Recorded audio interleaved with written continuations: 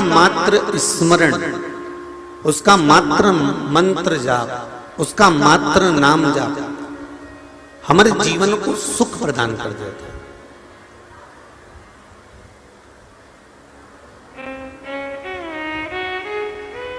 हमारे जीवन को आनंद की अनुभूति करा देता है।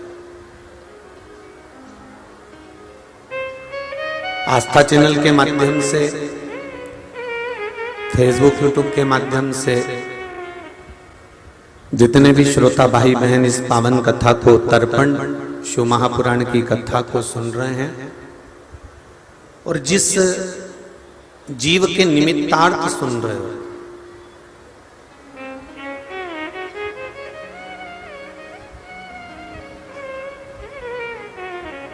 उसका स्मरण कर आप इस कथा को अवश्य श्रवण करें और यह विश्वास मानकर करें कि हम जो अधोगति में चले गए हैं, कहीं कोरोना महामारी में, कहीं अधोगति में, कहीं किसी रूप में जिसके प्राण चले गए हैं, वो जीव का हम कल्याण करें। बहुत छोटा सा मनुष्य का देह है, बहुत छोटा सा मानव का शरीर है और उस मानव के शरीर में से भी आधे से आधा समय तो हम किसी ना किसी की निंदा में निकाल देते हैं।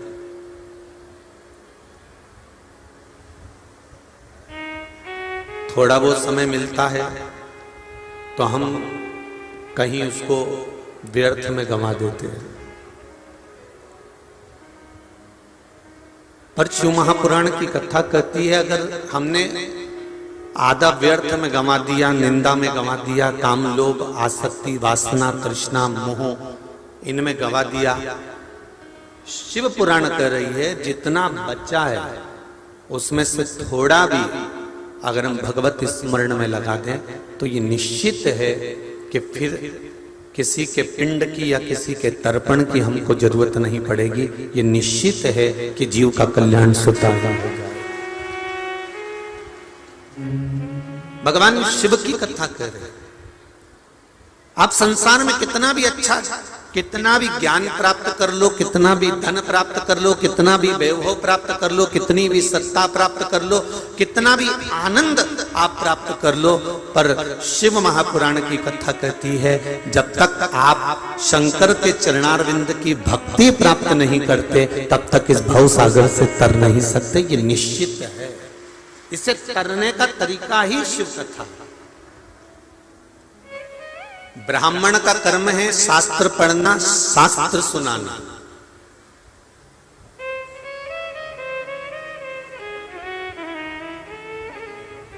ब्राह्मण होकर यदि वो निंदा में लगा हुआ है,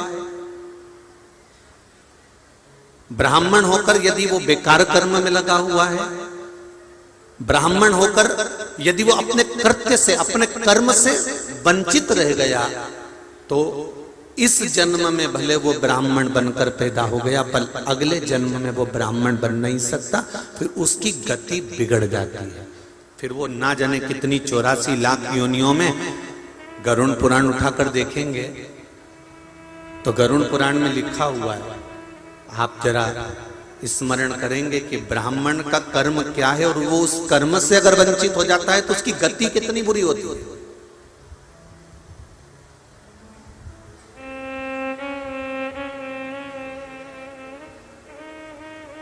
ब्राह्मण कर्म में, ब्राह्मण के घर में जन्म ले लेना, ब्राह्मण की योनि को पा लेना, ब्राह्मण कर्म कर लेना, ब्राह्मण कर्म करते करते अगर हम किसी की निंदा में, किसी के लिए अपशब्द, किसी के लिए गाली, आड़ा टेढ़ा संबोधन या किसी के मन को ठेस पहुंचे, अगर ऐसा शब्द हम बोल रहे हैं तो उसके लिए श्रेष्ठता नहीं है।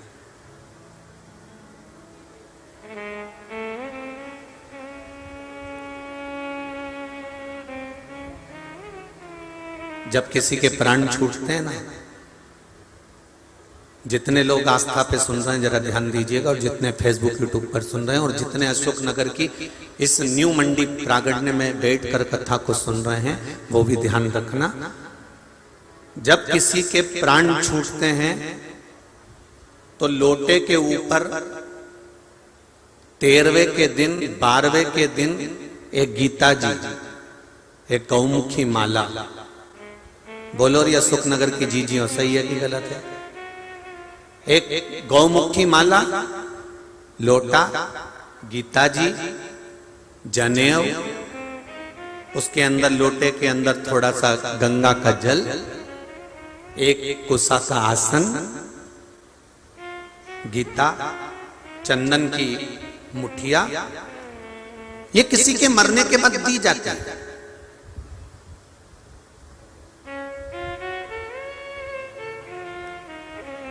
किसको देते हैं?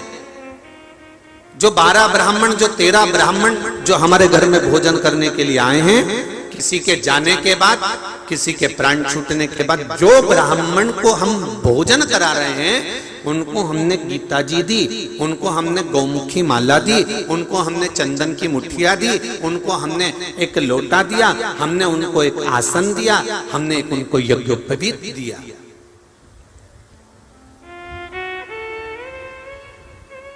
अब 13 ब्राह्मण को, 12 ब्राह्मण को किसी के जाने के बाद ये सामग्री जब दी जाती है तो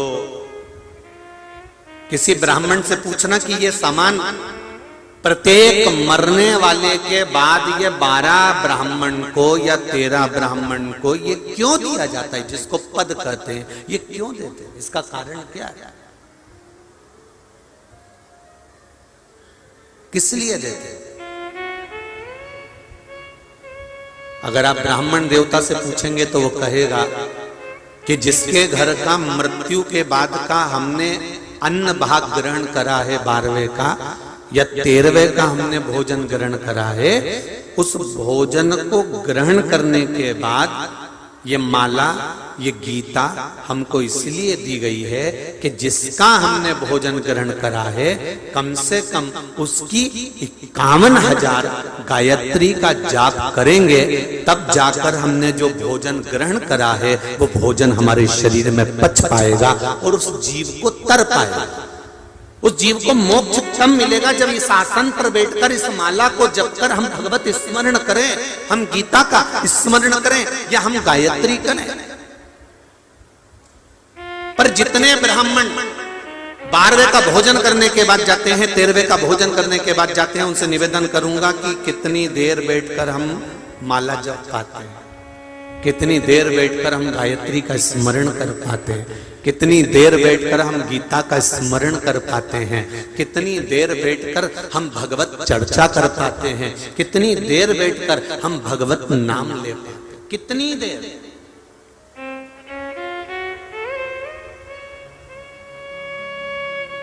अरे गरुड़ पुराण में वर्णन मिलता है, तर्पण शिव महापुराण की कथा सुन रहे हो, जरा सा कानों में सरसों का तेल डालकर बैठना, जरा अच्छे से सुनना, थोड़ा बुरा भी लग सकता है, उसमें कोई दिक्कत वाली बात नहीं हो, और ध्यान से सुनना। गरुड़ पुराण में और जितनी चीज बोल रहे हैं, कौन सी पुराण से बोल रहे हैं वो भी आप स्मरण में रखना कि आपको कौन सी पुराण से बोला जा रहा है। गरुड़ पुराण में लिखा है कि श्राद्ध पक्ष में अगर ब्राह्मण भोजन भी करता है और भोजन कर कर यदि यजमान के घर से आता है तो उसको घर पर बैठकर कम से कम 21,000 या 11,000 गायत्री का जाप करना चाहिए, जिससे उसने जिसके यहाँ भोजन करा उसके पूर्वजों को मुक्ति मिले और अपने जीवन का भी कल्याण हो सके। श्राद्ध भोजन के बाद भी गायत्री का स्मरण।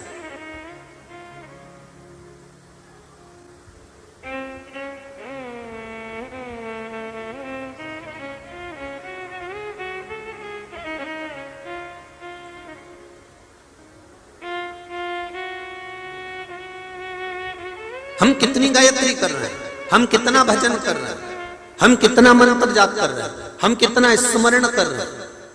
कहीं हमारा आधे से ज्यादा समय तो निंदा में तो नहीं निकल गया, हमारा कुछ समय कहीं दूसरे की गलती को छांटने में तो नहीं निकल गया।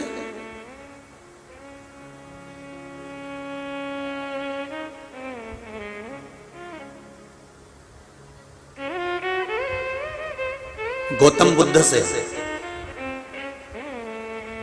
एक भक्त ने पूछा, संसार कैसा है?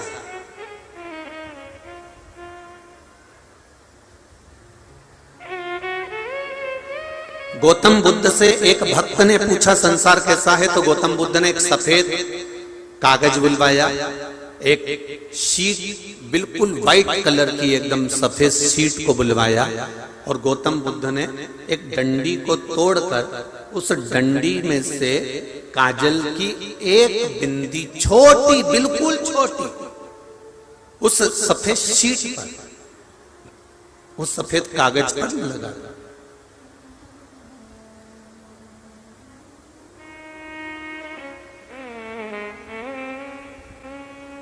कागज पे लगा दिया, जो सफेद शीट थी, जो सफेद कागज था। एक छोटी सी काजल की बिंदी ली और गौतम बुद्ध बाबा ने उस कागज पर, उस शीट पर वो काली एक छोटी सी बिंदी लगा दी, और बिंदी लगाने के बाद किसी को नहीं बताया कि मैंने इसमें कोई बिंदी लगाई है। गौतम बुद्ध बाबा से पूछा गया संसार कैसा है, तो गौतम बुद्ध बाबा ने किसी को नहीं बताया कि इसमें कोई काजल सी बिंदी लगी है। बस गौतम बुद्ध बाबा ने वो कागज सामने टांग दिया, सामने लगा दिया, और जितने भी लोगों ने प्रश्न किया था, जितने बैठे थे 50 हो, 100 हो, 25 हो, सबसे कहा कि आप मुझे बताओ कि इस कागज में आपको क्या दिख रहा है? सबने एक स्वर में बोला, इस कागज में एक काली बिंदी नजर आ रही है।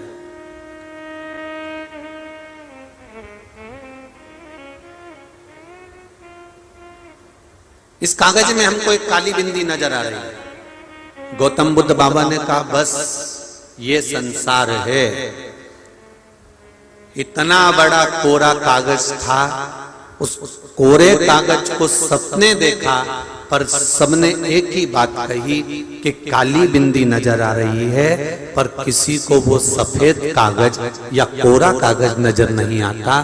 आप परिवार में, कुटुंब में, रिश्तों में, नातों में, मोहल्ले में, समाज में, अपने व्यवहार के अनुसार आप कितना भी कर लो, आप किसी के लिए जान निकाल कर रख दो, कितना कुछ कर रख दीजिए, पर इतना करते करते आपने बहुत कर दिया। किसी को गाड़ी, किसी को बंगला, किसी को सामान, किसी को जायदाद, किसी को प्रॉपर्टी, किसी को ये, किसी को वो, दुनिया का काम आपने दुनिया वालों का करा, पर एक काम यदि किसी व्यक्ति का नहीं करा, अर्थात जिसका काम आप 50 बार करते आ रहे हो, जिसका काम आप 100 बार करते आ रहे हो, जिसका काम आप 10 बार करते आ रहे हो, 10 बार आपने उसका काम कर दिया, और एक बार यदि उसका काम नहीं करा तो वो 10 बार करा हुआ काम भूल जाएगा, और वो एक बार का काम याद रखेगा कि इसने मेरा ये वाला काम नहीं करा।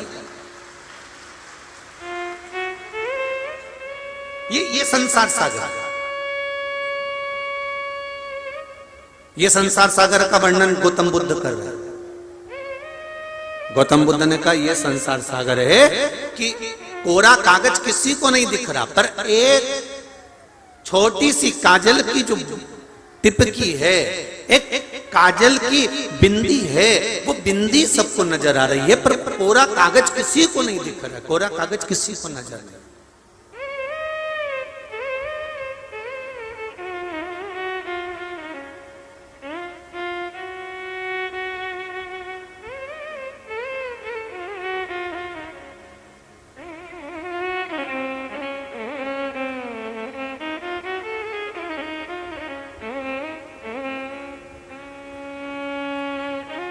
वो कोरा कागज की अंदर जो बिंदी है वो देखना सबको दिखा, पर कोरा कागज, गौतम बुद्ध कहते हैं इतना बड़ा कागज था, किसी को तो कह देना था कि इतना बड़ा कागज कोरा है, पर वो कोरा नहीं दिखा, सबको वो बिंदी नजर आई। उसी तरह ये संसार है, आप कितना भी अच्छा कर दो। एक बुजुर्ग माँ, एक माता अपने बेटे को, 4 बेटे हैं, 3 बेटे हैं, 5 बेटे हैं, बुजुर्ग माता उन 5 बेटों को, 4 बेटों को बराबर का दूध पिलाती है। बोलोरी अशोक नगर की जीजियों, इतनी बूढ़ी बुजुर्ग बुजुर्ग माता बैठी हैं, अपने बेटे को बराबर का दूध पिलाती। ये नहीं कि मैं छोटे बेटे को ज्यादा दूध पिलाऊंगी तो मंजिले को कम पिलाऊंगी तो संजले को ज्यादा पिलाऊंगी कि बड़े को ज्यादा पिलाऊंगी। एक माँ अपने बच्चे को बराबर दूध पिलाती है, एक माँ अपने बच्चे की बराबर परवरिश करती है, एक पिता अपने बच्चे को बराबर का वैभव देता है, एक माता पिता अपने बच्चों को बराबर का परवरिश करते हैं, बराबर का ज्ञान देते हैं, बराबर का स्कूल में पढ़ाते हैं। एक माँ अपने बच्चे को बराबर का दूध पिलाती है, उसके बाद बराबर का दूध पिलाने के बाद भी एक समय ऐसा आता है कि उस समय पर बच्चे के दिमाग में ये बैठ जाता है कि मेरी मम्मी मुझको ज्यादा स्नेह नहीं करती, मेरे पापा मुझे ज्यादा प्रेम नहीं करते, मेरे घर के लोग मुझे ज्यादा चाहते नहीं है। कारण क्या है?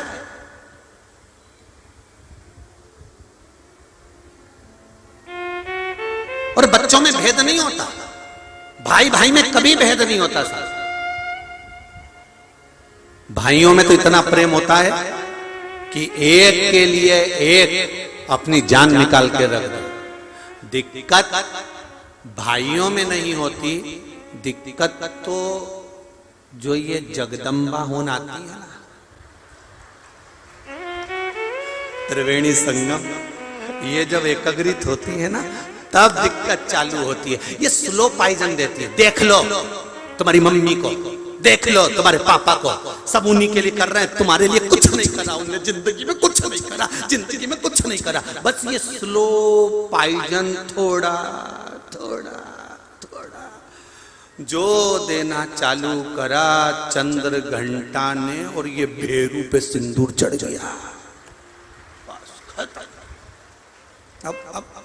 अब इसके दिमाग में बैठ गया कि मेरा भाई बुरा, मेरी भाभी बुरी, मेरा कुटुंब बुरा, मेरा परिवार बुरा, मेरा ये बुरा, मेरा वो बुरा। पर कोई कोई घर की एक माँ, घर की एक बहू ऐसी होती है, वो कभी अपने पति से ये नहीं कहती कि कोई बुरा है। वो एक बात कहती है, जब दुख की घड़ी परिवार में आए तो अपन दोनों चलते हैं, चलो खड़े हो जाते हैं। वो घर की बहू लक्ष्मी के तुल्य होती। आप चिंता मत करो, चलो मैं चलती हूँ। आपको आने में देरी है क्या? आप नहीं आ रहे हो क्या? आप कहीं काम में फंसे हो और परिवार में दिक्कत आ गई तो धर्म पत्नी एक ऐसी होना चाहिए तुरंत कूद कर सामने खड़ी हो जाए, मैं हूं। शिव महापुराण में वर्णन मिलता है महाराज,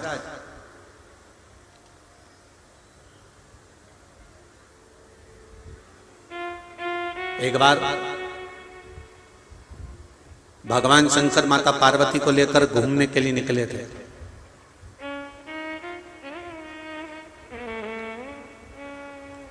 और भ्रमण पर निकले भगवान शंकर पार्वती को लेकर, और भगवान शंकर को बहुत तेज भूख लगने लगी, बहुत तेज।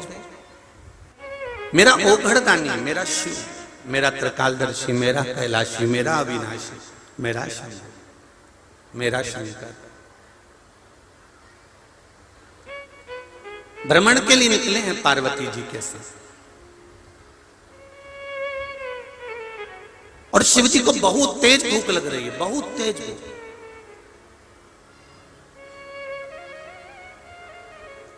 शंकर भगवान ने कहा पार्वती इतना भूख लग रही है, इतना भूख लग रहा है कि मुझे भोजन करना है, जल्दी कुछ व्यवस्था कर। पार्वती जी ने कहा प्रभु चलो कैलाश चलते हैं और हम भोजन बना देते हैं। पार्वती जी तेरे हाथ का भोजन करते करते तो बहुत समय हो गया, आज मेरा मन है कि पृथ्वी पर भ्रमण पे निकला हूं तो किसी के यहां यदि श्राद्ध हो रही हो तो मैं भोजन कर लेता हूं। 16 दिन श्राद्ध के चल रहे हैं और मैं भोजन कर लेता हूं। पार्वती जी ने कहा कि तुम ओघड़दानी, त्रिकालदर्शी, कैलाशी, अविनाशी शिव श्राद्ध का भोजन करोगे? श्राद्ध का भोजन? पार्वती जी ने जैसे ही कहा तो शंकर भगवान बोले कि पार्वती तुझे मालूम नहीं है शायद, जब किसी के भी घर में श्राद्ध होती है और वो चाहे घी और शक्कर का भी थोड़ा सा भाग कंडा जलाकर, गोबरी जलाकर थोड़ा सा भी भाग अग्नि में छोड़ते हैं तो शिव जी कहते हैं सबसे पहला अंश पितरों के पास बाद में जाता है, पहला अंश मेरे पास आता है, फिर मैं उस अंश को पितरों के पास भेज दे।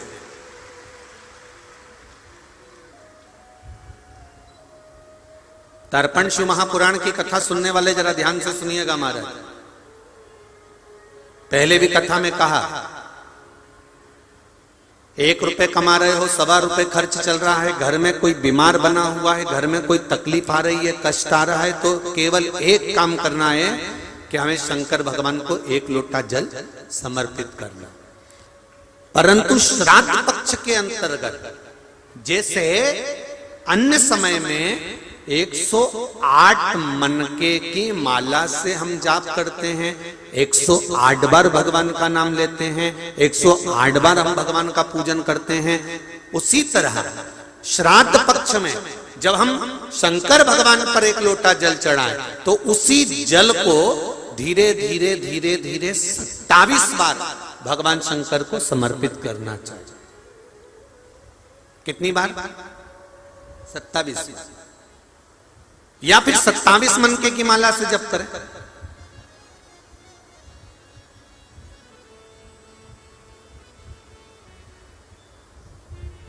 उसका फल क्या होगा? भगवान शिव अपने रूप रखकर इन पितरों को वो भाग देना चालू कर देते हैं। भूल से भी 16 श्राद्ध के 16 दिन में से एक दिन भी अगर हमने एक ही पानी का कलश, एक ही लोटा, ऐसा नहीं कि तुम्हें 27 बार पानी भर के चढ़ाना, लोटा एक ही है, कलश एक ही है, और उसको धीरे धीरे धीरे धीरे कर 27 बार छोड़ दिया जाता है, तो शिव महापुराण की कथा कहती है कि अगर रोज हमारे पितरों को, रोज हमारे पूर्वजों को अगर हमने तर्पण भी नहीं किया है, जल भी नहीं दिया है, और शंकर भगवान को 27 बार जल का भाग हम समर्पित करते हैं अपने पूर्वजों के लिए, तो हम नहीं भी दे पाए तो एक बार में पूरे 16 दिन का जल हम अपने पूर्वजों को प्रदान कर देते हैं।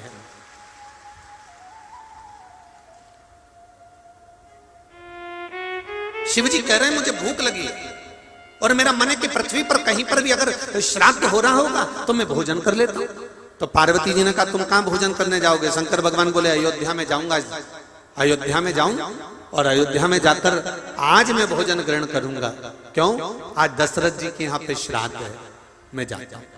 शंकर भगवान जाने की तैयारी करे, ब्राह्मण लोग जा रहे थे भोजन करने के लिए, मेरा ओघड़दानी, मेरे शंभु, मेरे शंकर स्वयं एक ब्राह्मण का रूप रखकर भोजन करने के लिए अंदर प्रवेश कर गए। अब जब अंदर प्रवेश करे,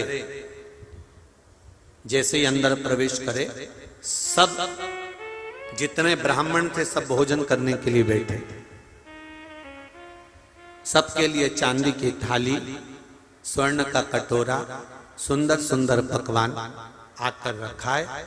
मेरे भोले बाबा भी बैठ गए, मेरे भोले बाबा। अब देखिए शिव पुराण कहती है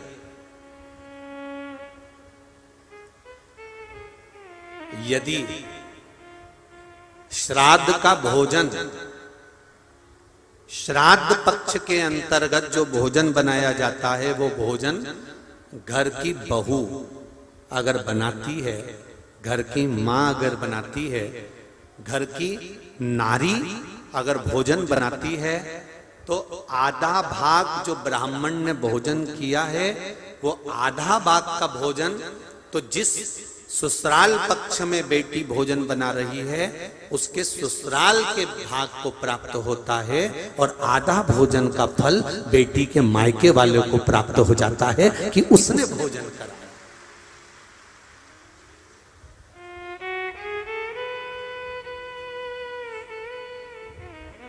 भोजन चालू हुआ, खीर मालपुआ सब परोसा गया, सबने खाना चालू करा।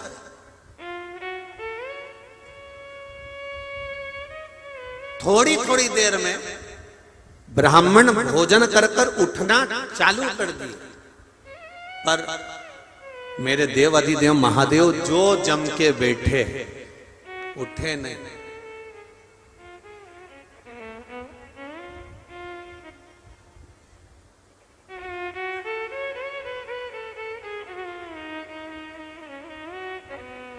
उठे ही नहीं। किसी किसी की आदत रहती है, एक पंगत में काम नहीं चलता, 2-3 पंगत जरा जमदारी से लगाना पड़ती है।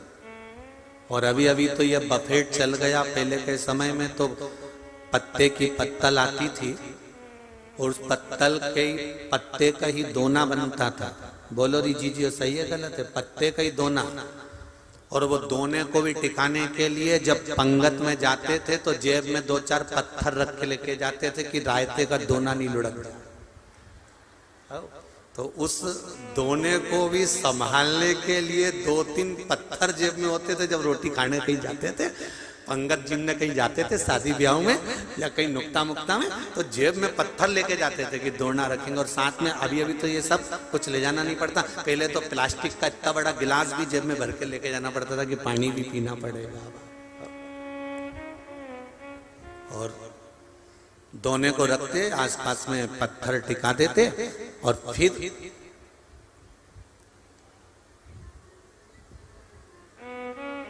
सबसे जोरदार ज्ञान तो भोजन के समय पे प्राप्त होता है।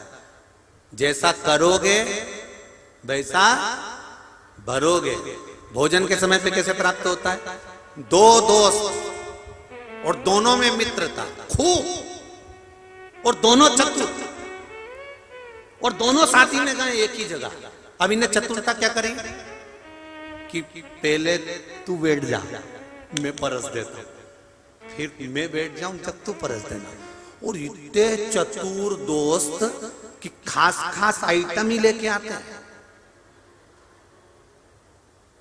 सब्जी लाया, तरी तरी डालता और उसमें सब तरी तरी जोरदार उसके दोने में डाल दी। और फिर गुलाब जामुन लाया तो इशारे में, उन्हें जो इशारा करा 2 का, उन्हें 2 धर दी। अब देखो जैसे उसने खिलाया है ना, दोस्त ने जैसे 2 गुलाब जामुन रखी, तरी रखी ने, जोरदार गरम गरम पूड़ी रखी ने, खोपरा पाक रखा ने, बालूशाही रखी, खूब जोरदार रखा। और ये अब खाने के बाद उठ गया। उठने के बाद अब उसकी बारी आई, और उसकी बारी आई तो वो बैठा, और वो बैठा, और इतने में ये सही से नहीं परोसे तो फिर अगली बार कोई परोस, फिर इसकी बारी है कि ये अच्छे से परोस। शिव पुराण कर रही है। देवाधिदेव महादेव बैठे हैं, भोजन चालू है, भंडारा चालू है, श्राद्ध चालू है। और भोजन करने के लिए जब देवाधिदेव महादेव बैठ गए और भोजन चालू हो गया, और भोजन चालू होने के बाद माता केकई, सुमित्रा, कौशल्या सब भोजन में, सीता, उर्मिला, मांडवी, सुतकीर्ति सब भोजन में लगी हुई हैं। और सब भोजन बना बना के दे रही हैं, माताएं परोस रही हैं। बड़े प्रेम से भोजन चल रहा है। भोजन चलते चलते चलते चलते चलते चलते सब उठ गए, पर महादेव नहीं उठे, नहीं उठे। इतनी देर में उर्मिला जी दौड़ कर आकर बोली सीता जी के पास, जीजी, ओ जीजी। जीजी बोली क्या बात है? सीता जी ने कहा उर्मिला क्या हो गया? उर्मिला जी बोली सब पंडित उठ गए पर एक पंडित बैठा है, वो नहीं उठ रहा है। सीता जी बोली तू एक बार एक काम कर, पानी भर के ले जा और पूछो महाराज पानी पियोगे? तो फिर इतने में उर्मिला जी पानी लेके, प्रभु पंडित जी पानी। पंडित जी बोले हमारे यहाँ पानी एंड में पीते हैं। तो उर्मिला जी ने पूछा पंडित जी एंड कब होगा? तो पंडित जी बोले अभी तो शुरुआत है, महत्तम चालू हुआ है, टेलर चालू हुआ। ठीक है। अब उर्मिला जी दौड़कर फिर सीता जी के पास गए। जीजी जीजी जीजी बोली क्या बात है? कि वो तो अभी तुम एंड में पानी लेंगे। तो सीता जी बोली ले जा, और ले जा, पूड़ी ले जा, कचौड़ी ले जा, भजिया ले जा, मालपुआ ले जा, खीर ले जा, सब ले जा के रख दिया। भगोने खाली होते गए, बर्तन खाली होते गए। सीता जी ने फिर सुतकीर्ति को बुलाया, सुतकीर्ति इधर आओ। सुतकीर्ति ने बोला हाँ जीजी जाओ जरा पंडित जी से पूछ कर आओ भोजन कैसा बना। पंडित जी के पास सुतकीर्ति जी गई, प्रभु भोजन कैसा बना? पंडित जी बोले भोजन तो क्या जोरदार बना है, पूछो ही मत। पानी ले आऊं?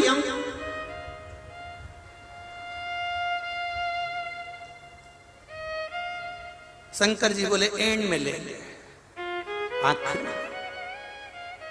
जैसे ही सुतकीर्ति जी अंदर गई, सीता जी ने पूछा, उठ गया? सुत कीर्ति जी बोली वो तो अपन सबको उठा के उठेगा, वो कोई ऐसे उठने वाला है, अभी तो बैठा है।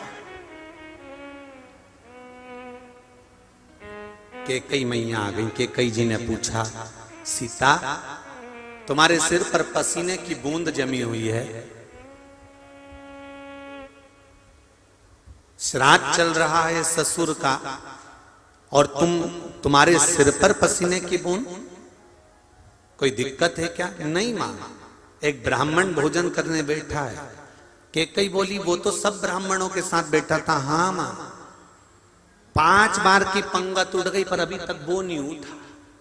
मां तो अब तो सवेरे का भोजन चल रहा है 10 बजे का, दोपहर की 2-3 बज गई, अब तो उठने वाला होगा, जाओ थोड़ा और दिया। तो सीता जी बोली दे तो आती मां, पर भंडारे में भोजन की कमती हो गई। भोजन की कमती, एक काम करो डबल से बनाओ। सीता जी बोली 6 बार बना चुके, अब अंदर का पूरा माल निकाल के रख दिया। कैकई तुरंत आवाज लगाकर बोली, द्वारपालों से कहो बाजार में से सामान लेकर आए और सीता फिर भोजन बनाओ। सास ने आवाज लगाई कि बाजार से भोजन लेकर आओ और जिमाओ। इतने में सारे द्वारपाल भागे और बाजार से भोजन ले लेकर आने लगे। जब आटे की बोरियां बाजार से आने लगी और शंकर जी के सामने अंदर जाने लगी, इतने में शंकर भगवान ने रोक कर पूछा, रुको रुको, क्या ले जा रहे हो अंदर? तो क्या अब ये आटा ले जा रहे हैं, उसनेगा फिर पूड़ी बन के तुम्हारे पास आएगी। इतने में पंडित जी बोले, शंकर भगवान जो पंडित के वेश में थे, वो बोले अंदर ले जाने की जरूरत नहीं है, तुम तो यहीं धर दो। इतना अंदर जाएगा फिर वापिस आएगा, फिर मैं खाऊंगा, उससे अच्छा यहीं पे रख दो तुम, तो मैं आराम से खा लूंगा।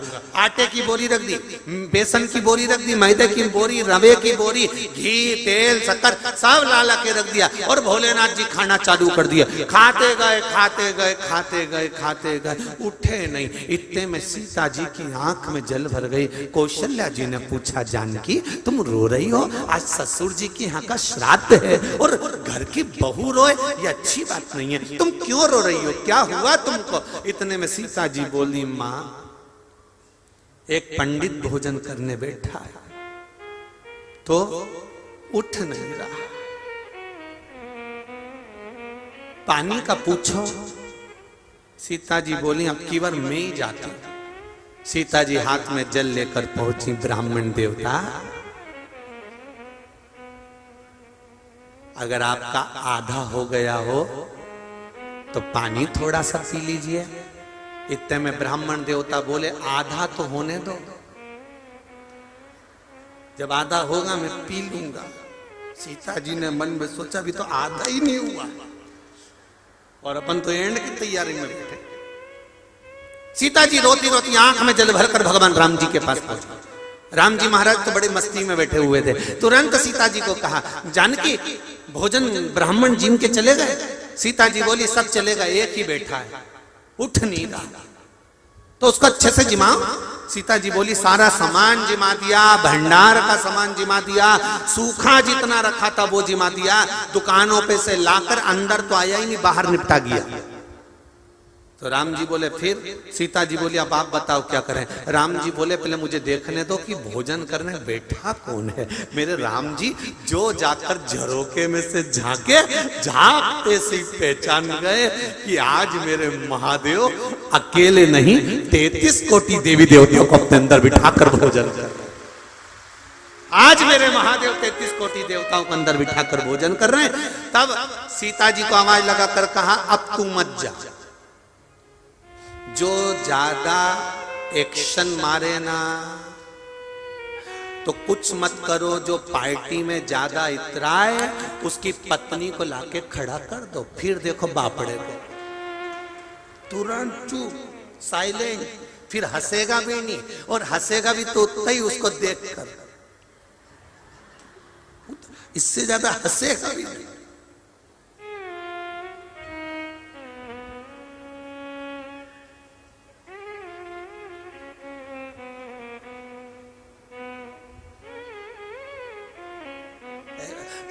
अंग्रेजी में पति को हस्बैंड कहते हैं।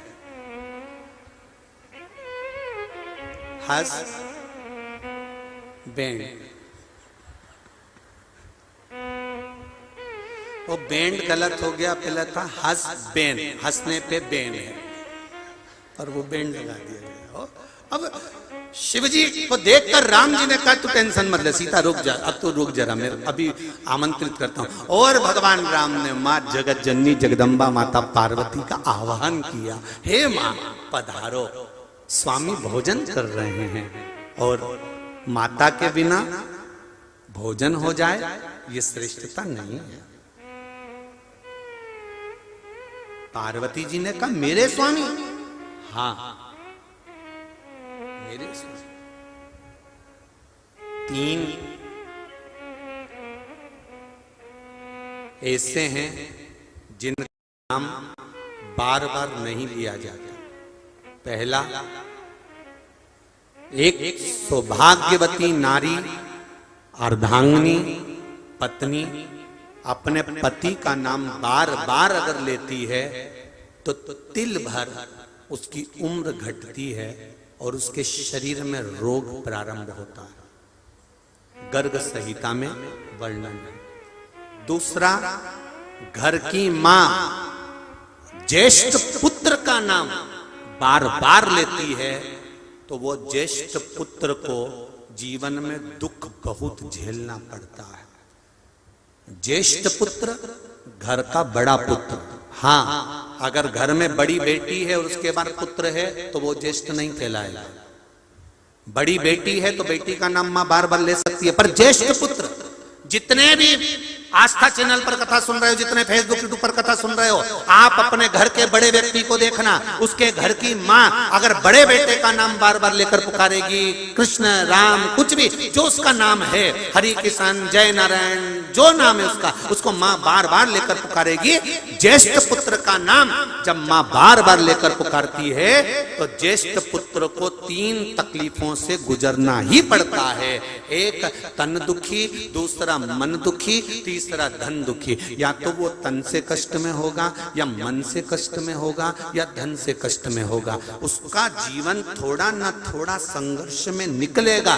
क्यों? क्योंकि माता का फर्ज है कि ज्येष्ठ पुत्र का नाम बार बार मुख से ना लिया जाए। अगर ज्येष्ठ पुत्र को, बड़े पुत्र को मां को बुलाना है तो उसके नाम से ना बुलाते हुए कोई उपनाम, कोई साधारण सा नाम मां को अपने बेटे का रख देना चाहिए। इसलिए हमारे यहाँ पर जो बड़ा बेटा होता था ना तो उसको माएं बड़े प्रेम से हर कुछ बोल देती थी, ये तो कल्लू है, ये तो लल्लू है, ये तो पप्पू है, ये तो ऐसा है, ये तो वैसा, कुछ भी उसका नाम मां कुछ भी अपने मन से रख देती थी। क्यों रे कनुआ, क्यों रे काना, मां उसका नाम रख देती थी। क्यों रे रघु, क्यों रे रघुवीर, मां उसका नाम कुछ भी रख देती।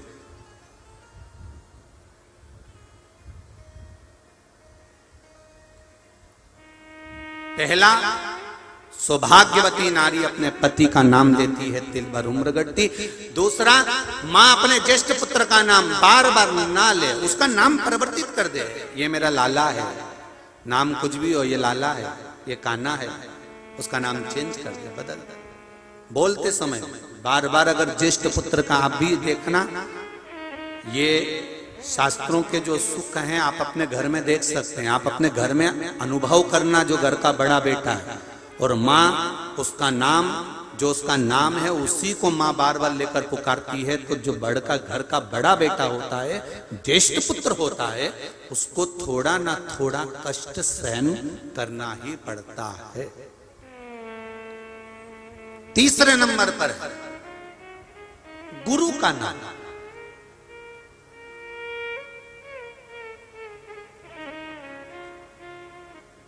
शिष्य गुरु के नाम का स्मरण अर्थात गुरु मंत्र का स्मरण करे।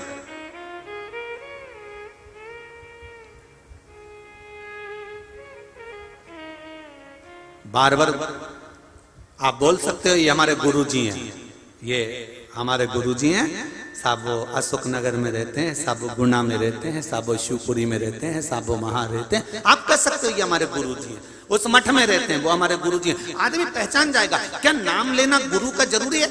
कि वो कमलकांत जी, वो रामकिशोर जी, ये हमारे नाम, गुरु का नाम अगर तुमने गुरु मंत्र लिया है, आप गुरु दीक्षा ग्रहण करे हो, तो गुरु के नाम का स्मरण भी, गुरु मंत्र का स्मरण करो, पर गुरु का नाम बार बार अपनी जिह्वा से नहीं कि मेरा गुरु ये नाम है, उनका ये नाम है, मेरे ये नाम है, ये नाम है, हरि कृष्ण नाम है तो जय नारायण नाम है तो राम कृष्ण नाम है, नहीं नहीं नहीं, वो मेरे गुरु हैं, बस गुरु पद मूल है, गुरु पद की मूल। पार्वती जी ने पूछा कौन? मेरे स्वामी। हाँ, मेरे स्वामी भोजन कर रहे हैं। हाँ, जैसे ही सुना पार्वती जी ने, और सुनकर माता पार्वती तुरंत कहती आप चिंता मत करो राघव जी, मैं अभी आती हूँ। और पार्वती मैया ने नाक में बड़ी सी नथनी पहनी, सुंदर मोती की लड़ लगी है, कानों में झुमका पड़ा है मेरी माता के, सिर पर लाल बिंदी बड़ी सारी, होठों पर लाली, नैनों में सुरमा, मस्तक पर गजरा, और माता के हाथों में सुंदर मेहंदी लगी हुई है, पाँव में महाबूर लगा हुआ है। मेरी माँ सुंदर टोकनी लेकर सामने खड़ी हो गई, और भोलेनाथ तो खाने में लगे थे, उनका ध्यान गया नहीं कि मेरे सामने कौन खड़ा है, और उन्होंने एक बड़ा सा लड्डू निकालकर चूरमे का शंकर जी की पत्तल में रख दिया। शिव जी ने जो लड्डू खाया, खाते से शंकर जी को लगा ये तो कोई पहचान वाला है। तो भोलेनाथ तुरंत लड्डू मुंह में भरा, और भरते से जो सामने देखा, क्योंकि शिव जी खाते गए, किसी को नहीं देखा कि सीता आई की, उर्मिला आई की, मांडवी आई की, सुकीर्ति आई की, केकई आई, कौशल्या आई, किसी को नहीं देखा, पर जो मुंह में लड्डू लेकर जो पार्वती जी को देखा, देखते से ही पार्वती जी बोली कितने दूं? शंकर जी बोले हो गया, एक में हो गया।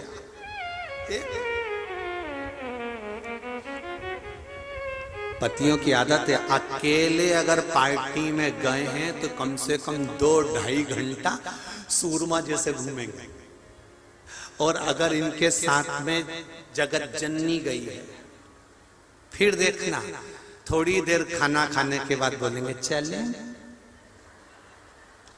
चले चले। अब पत्नी कह रही है रुको, तुमने तो खा लिया, हमेशा तो 2 घंटे 3 घंटे में आते थे, आज मेरे साथ आए हो तो इतनी जल्दी। पति बोलेगा तेरे चक्कर में तो जल्दी में हूं, कोई आ गया और सेल्फी लेने लगा तो आफत खड़ी कर दी, तू चले तू चले तू चले। अब बड़ी हुई शिव जी के सामने माता पार्वती बोली कितने लड्डू और रखूं? शंकर भगवान बोले एक में हो गया। पार्वती पर एक बात बता, तू यहां कैसे आ गई? पार्वती जी बोली तुम मेरे स्वामी हो, आद्य शक्ति हूं मैं, मुझे जो आमंत्रित करता है मैं जाती हूं। राम जी ने मुझे बुलाया था, आप उठ नहीं रहे थे इसलिए। शिव जी ने कहा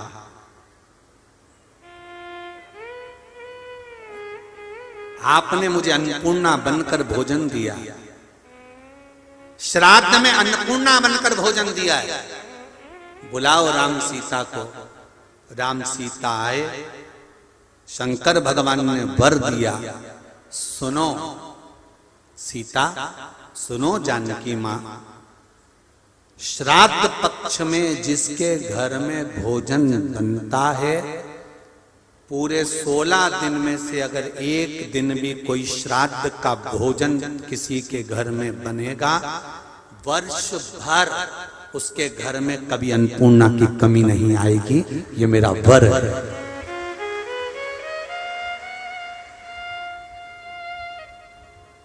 16 दिन आप किसी का श्राद्ध नहीं कर सकते, तो किसी एक का श्राद्ध, कोई दादा गया हो, परदादा गया हो, कोई पूर्वज गया हो, उसके निमित्त का भोजन घर में बनना चाहिए। और किसी विद्वान ब्राह्मण जो गायत्री करता हो, संध्या करता हो, भजन करता हो, कीर्तन करता हो, मंत्र जाप करता हो, किसी में कोई ऐब ना देखता हो, कोई निंदा नहीं करता हो, ऐसे ब्राह्मण जन को भोजन करा देना चाहिए। वो जीव भी तर जाए और अपने को भी आनंद की अनुभूति हो जाए, ऐसी जीव की गति। श्री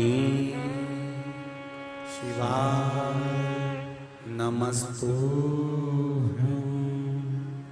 श्री शिवाय नमस्तुभ्यं,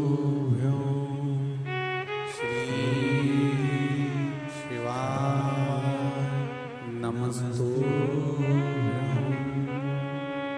श्री शिवाय नमस्तुभ्यं, श्री शिवाय नमस्तुभ्यं। भोला सब दुख काटो मारा, ओ भोला सब दुख काटो मारा। शिव शंकर जपूं तेरी माला, भोले बाबा जपूं तेरी माला, भोला सब दुख काटो मारा, ओ भोला सब दुख काटो मारा। शिव कथा कह रहे हैं, भगवान शंकर का संवाद करता है। देवराज नाम का ब्राह्मण जिसने कभी कोई अच्छा कर्म नहीं किया,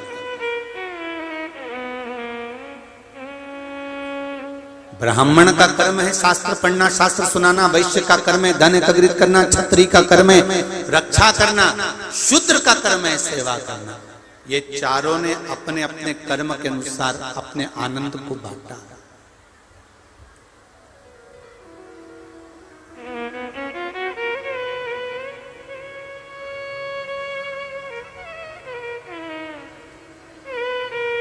चारों पर देवराज नाम का ब्राह्मण कर्म से वंचित था, बहुत अच्छी जिंदगी जी रहा था, बहुत अच्छा जीवन जी रहा था, और अच्छा जीवन जीते जीते जीते जीते एक नारी का संग पकड़ लिया इसने, एक नारी का संग। देखिए पहले भी कथा में कहा, आज फिर कह रहे हैं, तुम्हारे पेट भरने की जवाबदारी मेरे परमात्मा की है, पर तुम्हारी पेटी भरने की जवाबदारी मेरे परमात्मा की नहीं है। क्या भरेगा वो तुम्हारा? पेट भरेगा। पेट भरने की जवाबदारी परमात्मा की। वो तो कहता है तेरा जन्म नहीं हुआ और माता के स्तनों में मैंने दूध दिया तेरा भरण पोषण के लिए, और मरेगा तो भी चिंता मत करना, आखिरी में भी अगर परिवार वाले अग्नि देने नहीं आएंगे, कफन देने नहीं आएंगे, तो शिव महापुराण की कथा कहती है, भगवान गीता में कहते हैं कि मैं स्वयं अगर जन्म दिया है तो मृत्यु भी मैं दूंगा, माता के स्तनों में दूध दिया है तो कफन और अग्नि भी मैं दूंगा, तू चिंता करना छोड़, तू क्यों टेंशन लेता? अब सौंप दिया इस जीवन का सब भार तुम्हारे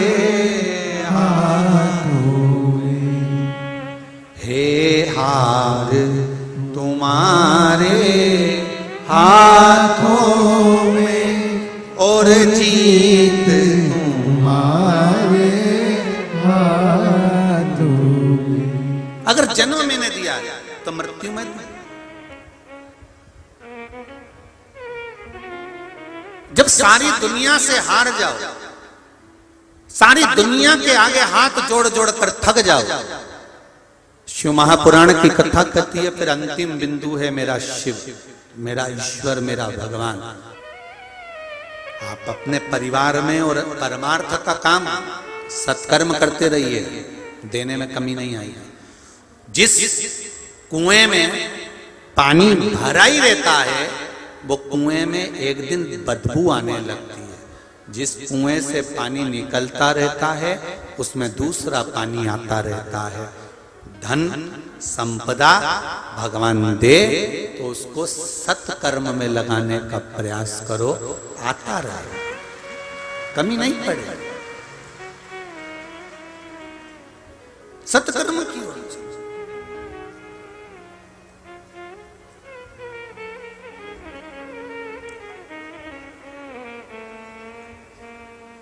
बचिए, फिर कहेंगे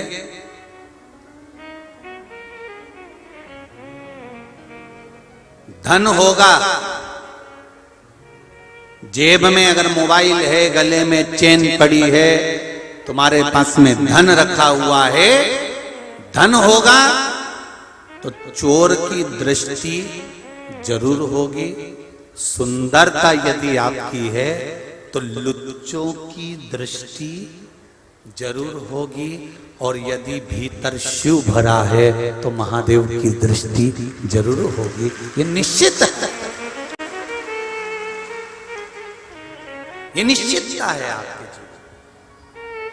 जाने ना जाने, देवराज ब्राह्मण शरीर में ताप पड़ गया, शिव जी के मंदिर में चोरी का सामान लेकर पहुंच गया। शंकर भगवान की कथा चल रही थी, 2 क्षण की कथा उसके कानों में पड़ गई। वो 2 क्षण की कथा उसका कल्याण कर गई। बेलपत्री के वृक्ष के नीचे वो बैठा और शरीर से प्राण निकले, शिवधाम चले गया। शिव महापुराण की कथा कहती है, हमारे यहाँ पर श्राद्ध पक्ष में कौए को भोजन दिया जाता है। बोलो देते कि नहीं देते? जम के बोलो जरा। देते हैं। गौ माता को भोजन दिया जाता है, स्वान को भोजन दिया जाता है। किसी भिक्षुक ब्राह्मण, कोई भूखा, कोई साधारण कोई व्यक्ति को भोजन दिया जाता है। क्यों?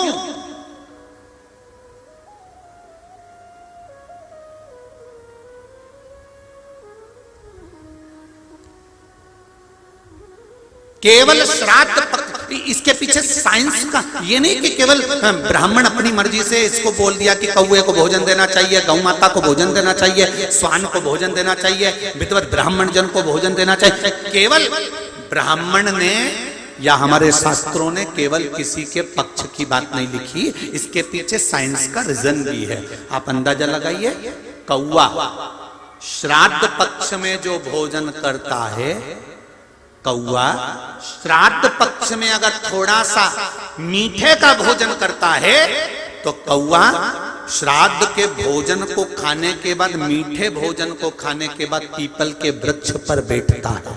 पीपल के वृक्ष के फल को कौआ खाता है। पीपल के वृक्ष का जो फल है वो कौए के पेट में जाता है। कौए के पेट में जब पीपल के वृक्ष का फल जाता है और उसने कुछ मीठा खाया होता है तो अंदर जाकर एक प्रतिक्रिया प्रारंभ होती है, जिससे एक वृक्ष का निर्माण होता है।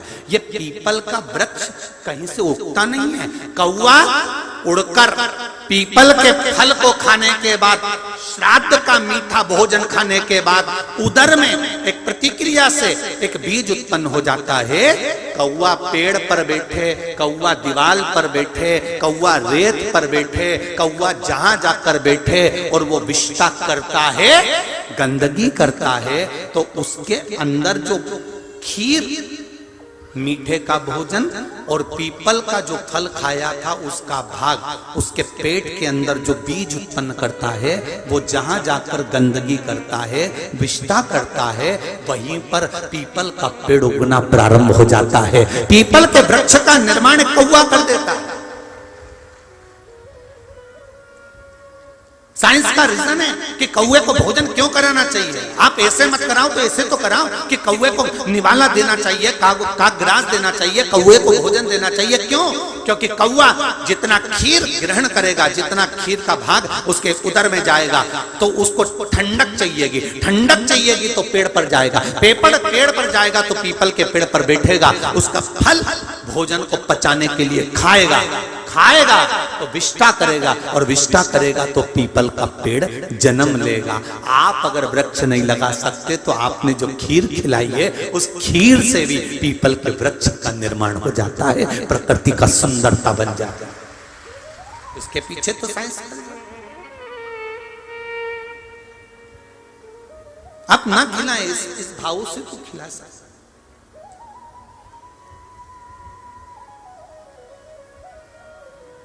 महाराज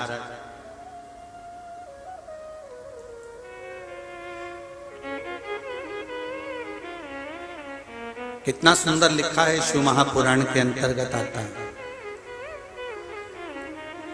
स्वप्न में 4 जगह पर अगर पितृ घर के पूर्वज दिख रहे हैं तो उसका फल क्या होता है। तर्पण शिव महापुराण की कथा में अच्छे से सुनिएगा। मेरी माताओं से भी निवेदन और मेरे भाइयों से भी निवेदन, आपके घर के पूर्वज जो मर चुके हैं, आपके सपने में अगर 4 जगह पर नजर आ रहे हैं तो उसका फल देखिए।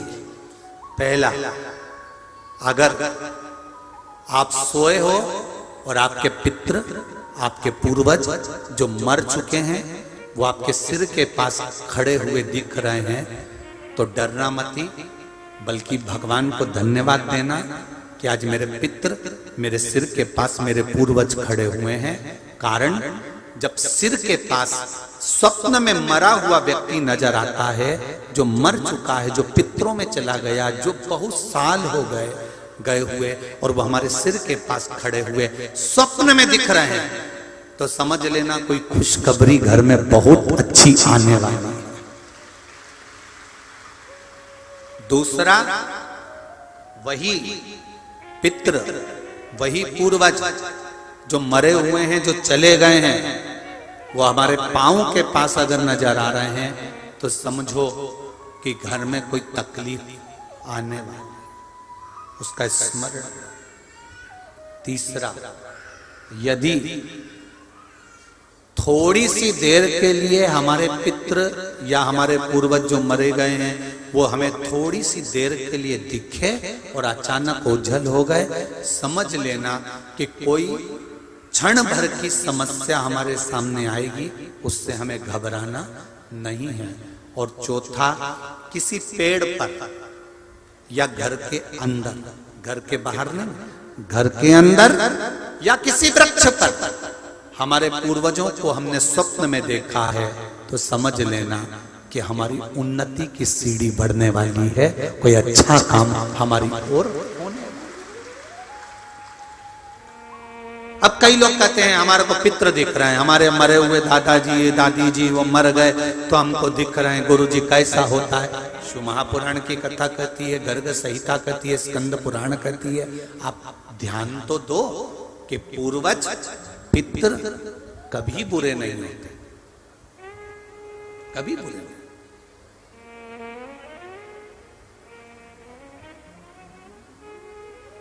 उनका काम केवल देने का है। मृत्युलोक, चंद्रलोक, चंद्रलोक के ऊपर है पितृलोक। पितृलोक कहां पर है? चंद्रलोक के ऊपर। पितरों का काम क्या है?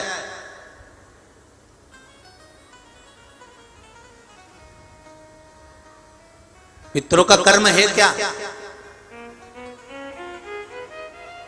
जब कोई मर जाता है, इसको दूसरे शरीर में भेजा जाता है, जीवात्मा को, उस जगह पर पितृ क्या करते हैं? पितरों का काम क्या है? पितरों का कर्म क्या है? भगवान विष्णु का काम है, ब्रह्मा जी को आदेश दिया, ब्रह्मा जी ने सृष्टि का निर्माण करा, शिव जी ने समय समय पर इसका वर्णन कर संहार भी किया।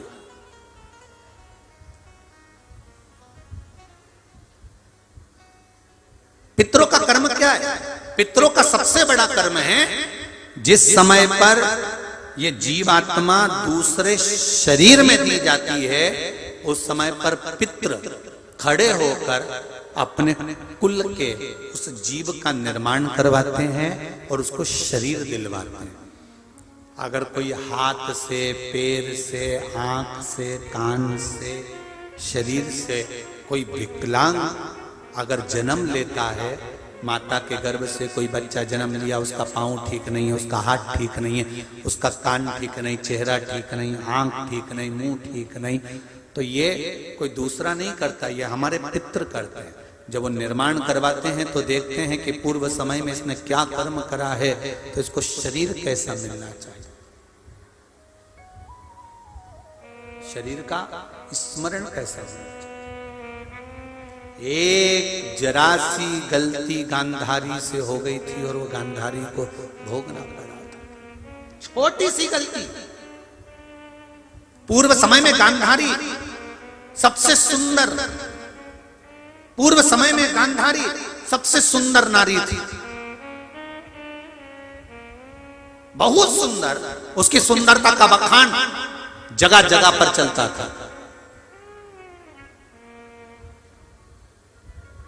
अब एक हाकिम ने आकर कह दिया, महारानी जी आपके लिए एक औषधि बनाना चाहता हूं, ऐसी औषधि जिसको तुम तुम्हारे चेहरे पर लगा लोगी, तुम जिंदगी में कभी बूढ़ी नहीं होगी, तुम सुंदर बनी रहोगी महारानी जी, कहो तो औषधि बना दूं। हाकिम के कहने पर राजकुमारी ने कह दिया औषधि बनाओ, पर हाकिम ने कहा औषधि तो बना दूंगा पर इसमें थोड़ी सी हिंसा होगी, आप समझ सकती हैं। महारानी ने कहा कैसी हिंसा, मुझे कोई मतलब नहीं, तुम तो भले हिंसा हो पर दवाई बनाओ, औषधि बनाओ। गांधारी पूर्व समय की जो रानी थी, उसने हाकिम से कहकर औषधि बनाई। क्या चाहिए औषधि बनाने के लिए? तो कहा 100 केचुए चाहिए। 100 केचुए? हाँ, इन केचुओं का क्या करोगे? उसको पीस कर दवाई उसी में मिलाकर दूंगा, जिसको आप अपने चेहरे पर लगाना, आप कभी बूढ़ी नहीं दिखोगी। राजकुमारी ने कहा 100 केचुए लाए जाएं और दे दिए जाएं। 100 केचुओं को लाकर हाकिम ने राजकुमारी से पिसवाया और उसमें दवाई मिलाकर राजकुमारी को दी। राजकुमारी ने चेहरे पर लगाया, भले बूढ़ी नहीं हुई, पर अगला जन्म जब गांधारी का पाया, आंखों पर पट्टी बंधी है, पुत्र मर चुके हैं। गांधारी कृष्ण से कह रही है मुझे अपने बेटों का एक बार दर्शन करा दे, मैंने अपने बेटों को नहीं देखा, मैंने सुना है मेरे सारे के सारे बेटे मर गए, तू एक बार मिला दे। गांधारी को पकड़कर भगवान कृष्ण ने युद्ध के मैदान में कुरुक्षेत्र में ले जाकर खड़ा कर दिया। गांधारी से कहा पट्टी खोलो आंखों की। गांधारी ने आंखों की पट्टी खोली तो सामने एक बोर का बेर का पेड़ दिखा, एक बेर का पौधा, एक बोर का जो बेर हम खाते हैं उसका पौधा नजर आ गया।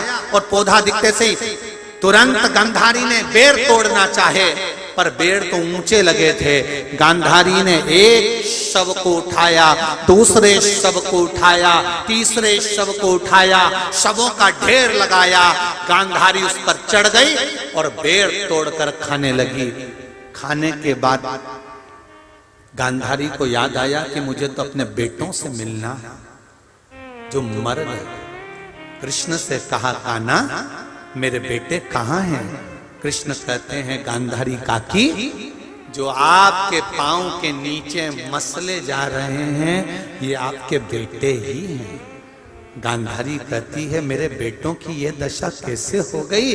मैंने कोई पाप नहीं करा, मैंने कभी कोई गलत कर्म नहीं करा, फिर ये दशा हुई कैसे है? भगवान कृष्ण ने कहा गांधारी काकी, पूर्व समय में तुमने 100 केचुओं को मलवाया था, वो 100 के चूहे आज आपके सामने मले हुए पड़े हैं। जैसा दूसरे के साथ करोगे वैसा भोगने के लिए तैयार हो। इसलिए हमेशा याद रखो, मत बुरे कर्म कर बंदे, मत बुरे कर्म कर बंदे, वरना पछताएगा। भगवान की आंखों से तू बच नहीं पाएगा, तू बच नहीं पाएगा। अरे ओ अज्ञानी मत करना दानी, तेरे कर्म का फल भी तू ही पाएगा। जैसा किया तूने तेरे आगे आएगा। मत बुरे कर्म कर बंदे, वरना पछताएगा। भगवान की आंखों से तू बच नहीं पाएगा, तू बच नहीं पाएगा। इसीलिए हम कहते हैं अपने घर के दरवाजे पर लिख दो, तेरा क्या होगा रे कालिया। एक समय तो जवाब देना ही पड़ेगा उसको। अंत बिंदु। ऊपर जाकर भी रोगे ना तो कहोगे मैंने बच्चों के लिए करा था, मैंने पत्नी के लिए करा था, परिवार के लिए करा था। भगवान भी कहेगा झूठ तूने बोला, कपट तूने करा, बेईमानी तूने करी, छल तूने करा, इसलिए भोगना भी तुझे ही पड़ेगा, कोई दूसरा नहीं भोगेगा। इसलिए मेरी माताओं से निवेदन है, हफ्ते में एक बार अपने पति से कह दिया करो कि मंदिर जाया करो। हफ्ते में एक बार अपने पति से कहा करो कि शिव महापुराण में जाया करो। हफ्ते में एक बार अपने पति से कहो कि भगवान की शरणागति जाओ। क्यों? कमाया पत्नी के लिए, कमाया बच्चों के लिए, दुकान पर बैठकर झूठ बोला बच्चों के लिए, अच्छी एजुकेशन देना, अच्छा पढ़ाना है, पत्नी के लिए सामान लाना है, गाड़ी करना, ये करना, वो करना। कमाया पत्नी और बच्चों के लिए, परिवार और कुटुंब के लिए। पर पत्नी भोगेगी क्या? अरे जम के बोलो, नहीं। तुम तो बढ़िया खजूर वाली चोटी बना के रहे, तुम्हें कोई टेंशन। बच्चे भोगेंगे क्या? नहीं, क्योंकि बच्चे कभी अपने पापा से नहीं कहते पिताजी तुम मेरी पढ़ाई के लिए चोरी कर कर लाना। ये कोई बेटा कभी अपने बाप से नहीं कहता। तुम मेरे लिए अच्छा खूब धन इकट्ठा करो, चोरी करो, बेईमानी करो, ये बेटी भी कभी नहीं बोलती अपने पापा से। ना पत्नी बोलती है कि तुम मेरे लिए चोरी कर कर लाओ। ये हम अपने हिसाब से कर रहे हैं, तो भोगना भी तो अपने हिसाब से ही पड़ेगा, तो दूसरा थोड़ी ना भोगने वाला। कबीरदास जी ने लिख दिया, गुरु की करनी गुरु भरेगा और चेले की करनी चेला, उड़ जाएगा हंस अकेला। कर्म हमें भोगना। एक होती है पत्नी, दूसरी होती है धर्म पत्नी। पत्नी वो होती है जो पति को सिनेमा घर ले जाती है, पत्नी वो होती है जो पति को शॉपिंग मॉल ले जाती है, पत्नी वो होती है जो पति को मायके ले जाती है, पत्नी वो होती है जो पति को घुमाने फिराने ले जाती है, और धर्म पत्नी वो होती है जो पति को शिव महापुराण की कथा तक लेकर आ जाती है, वो धर्म पत्नी।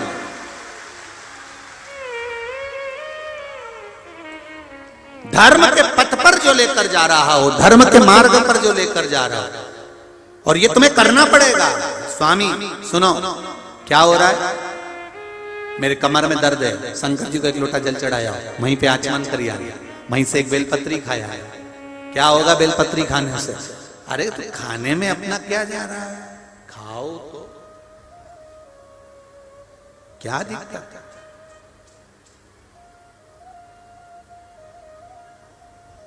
बेलपत्री खाने में सोचते हैं इससे होगा क्या। चाउमीन खाने में कभी नहीं पूछा इससे होगा क्या।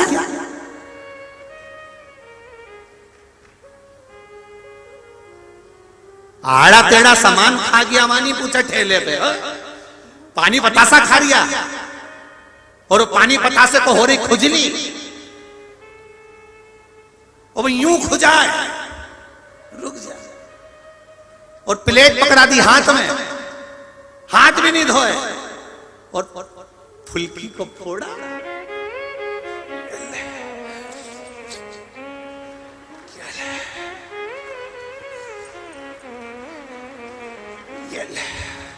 और पति पत्नी दोनों कह रहे कितना स्वाद है पानी में, ऐसा तो घर में नहीं आता।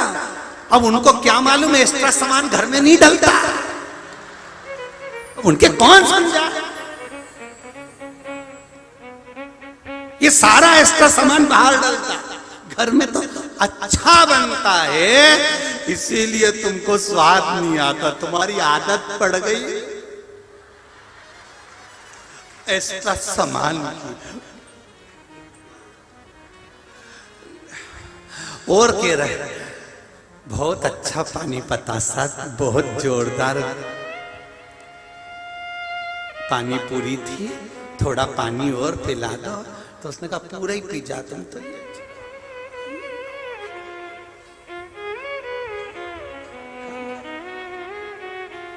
अरे क्या होगा बेलपत्री खाने से, क्या होगा शिव जी को जल चढ़ाने से, क्या होगा शिव महापुराण की कथा सुनने से?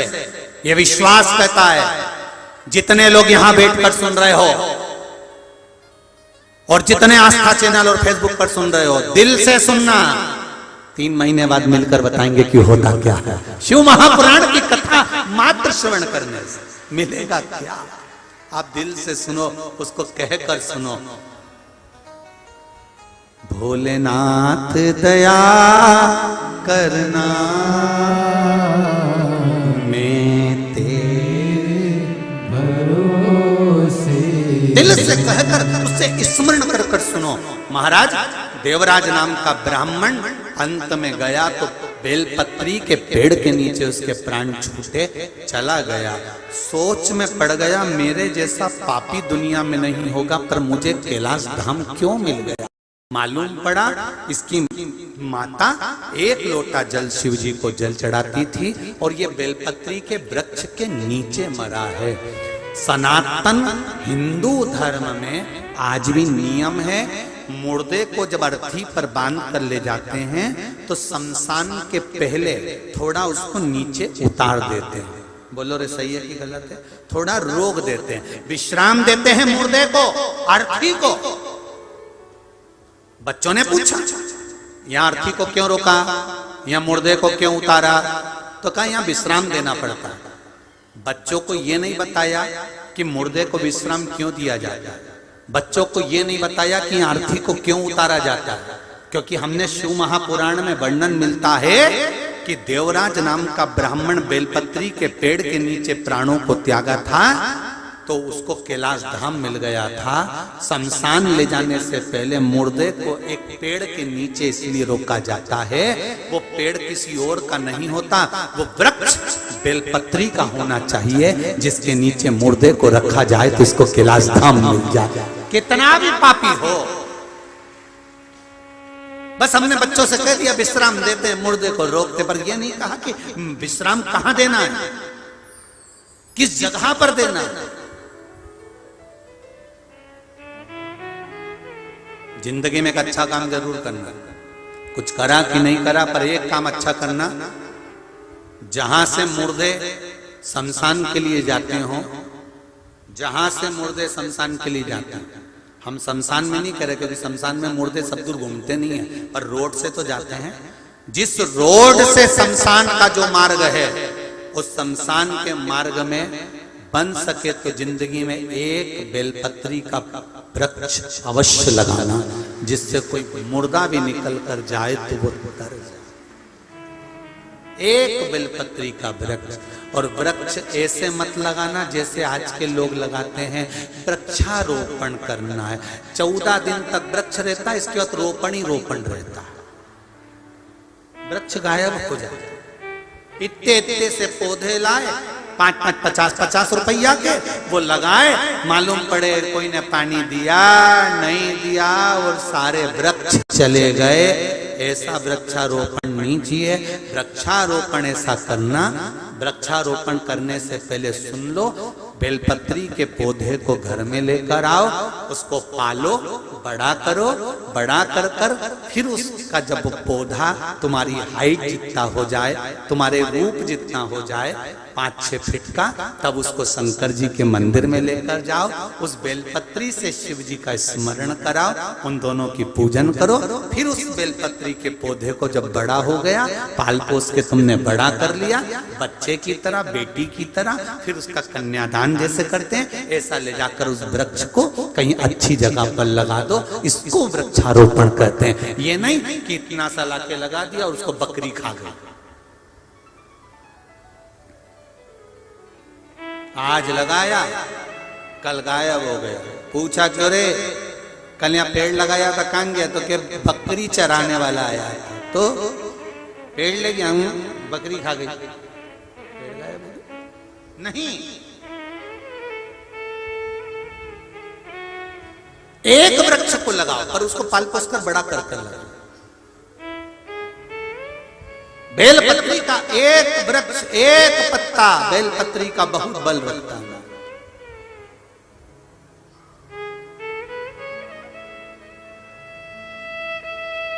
बहुत ध्यान दीजिएगा, जिसको लग रहा है कि मेरे घर में किसी ने बंधन है या मुझे ऐसा लग रहा है कि मेरा विकास नहीं हो रहा, मेरी उन्नति की ओर नहीं बढ़ पा रहा, सारे उपाय कर लिए और मैं उन्नति की ओर नहीं बढ़ रहा, तो श्राद्ध पक्ष चल रहा है, 16 दिन श्राद्ध के चल रहे हैं, जितने दिन निकल गए निकल जाने दो, जितने दिन बचे हैं एक छोटी सी कटोरी में गंगा जल, थोड़ा सा जल बेलपत्री के वृक्ष के नीचे और थोड़ा सा वही जल बचाकर शंकर भगवान पर चढ़ाना प्रारंभ कर दो।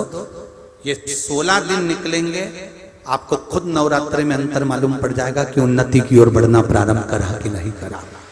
थोड़े से जल में गंगा जल मिलाकर बेलपत्री के वृक्ष के नीचे डालिए और थोड़ा सा जल देवाधिदेव महादेव को, उसी कटोरी का जल, ये उसी पात्र का जल, उसी कलश का जल, चाहे तो आप कटोरी में ले जाओ, चाहे तो आप गिलास में ले जाओ, चाहे तो आप तांबे के पात्र में ले जाओ, चाहे तो आप कलश में भर कर ले जाओ, या रोज जल चढ़ाने जाती है उसमें थोड़ा गंगा जल डाल के ले जाओ। पहले बेलपत्री के पेड़ के नीचे चढ़ा दिया, उसी जल को ले जाकर थोड़ा सा बचा हुआ शिव जी को चढ़ा दिया, बाबा से विनती कर ली, बाबा हमारी उन्नति नहीं हो रही, बड़े दुखी हैं, आगे नहीं बढ़ पा रहे, बहुत कष्ट में हैं, बाबा संभालना। अभी जितने दिन बचे उतने दिन तो चढ़ाओ, उतने दिन तो समर्पण करो। समय आया, देवराज के बाद में कथा आती है, बिंदुक नाम का ब्राह्मण, इसने भी गलत कर्म करा और दीवार से कूद गया, पानी में जाकर डूब गया। 3 तरह से मरे हुए व्यक्ति को मोक्ष नहीं है। पहला पानी में डूब कर मरा हुआ, दूसरा स्त्री के हाथ से मरा हुआ, तीसरा सर्प के डसे से मरा हुआ। इनकी मुक्ति नहीं होती कभी भी। सुन लो अशोक नगर वालों, ध्यान से, मरने का भी प्लान बनाओ तो पानी में डूब के कभी मत मरना। किसी किसी को मन में आता है कि मैं सुसाइड करूं, तो निवेदन है कि थोड़ा चेंज करो। ओल्ड फैशन है कुएं में डूब के मरना, पानी में डूब के मरना, कुछ न्यू फैशन लेकर आओ। हमें नहीं मरना पानी में डूबकर। न्यू फैशन कैसा, बस अब तो जैसी जिंदगी मिली है इसी को निभाऊंगी, भगवान का भजन कीर्तन स्मरण करूंगी और उसका भजन करते करते मर जाऊंगी, पर पानी में डूब के नहीं मरना। क्यों मरना पानी में डूब के? बिंदु पानी में डूबकर मर गया तो प्रेत योनि में पड़ गया। चंचुला देवी ने कथा श्रवण करने का मन में विचार करा, भगवान देवाधिदेव महादेव से निवेदन करा, हे भोलेनाथ कृपा करिए, हे शंभु करुणा करिए। तब देवाधिदेव महादेव ने माता पार्वती के साथ ईश्वर जी और गोरा जी बनकर पहुंचकर शिव महापुराण की कथा का रस स्वादन किया। जो कथा के यजमान होते हैं ये ईश्वर जी और गोरा जी, शंकर और पार्वती के रूप में होते हैं। ईश्वर जी गोरा जी पधार रहे हैं, जोरदार ताली बजाकर स्वागत करिए। बोल काशी विश्वनाथ भगवान की जय। ईश्वर जी और गोरा जी पधार रहे हैं, जोरदार ताली बजाकर आप सब स्वागत करें ईश्वर जी गोरा जी का। बड़े आनंद के साथ तर्पण शिव महापुराण की कथा चल रही है। जितने लोग टीवी पर कथा सुन रहे हैं या यहाँ बैठकर कथा सुन रहे हैं, आप स्मरण रहे अपने पूर्वजों के नाम से सुने। जो टीवी के सामने या मोबाइल पर सुन रहे हैं, 2 दाने हाथ में चावल के लेकर या एक बेलपत्री लेकर कथा श्रवण करें। वो चावल का दाना अपने पूर्वजों के या तो फोटो हो तो उनके सामने चढ़ा दें या छत के ऊपर डाल दें चिड़िया पक्षी के लिए। बेलपत्री शंकर भगवान को समर्पित करते जाएं। प्रतिदिन एक बेलपत्री, या प्रतिदिन नहीं कर सकते तो एक बेलपत्री को 7 दिन, या चावल का दाना 2 रखकर ये तर्पण शिव महापुराण की कथा को सुनो, जिससे जीव की गति हो और उसका मोक्ष हो।